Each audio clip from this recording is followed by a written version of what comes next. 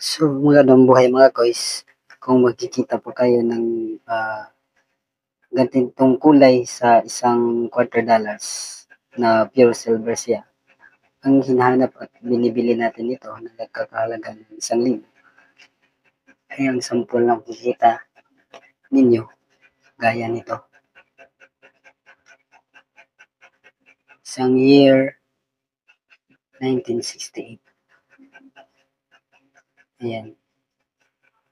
Isang quarter dollar 1968.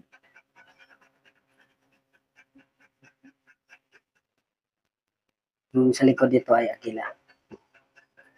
Yung isa kasi nito ay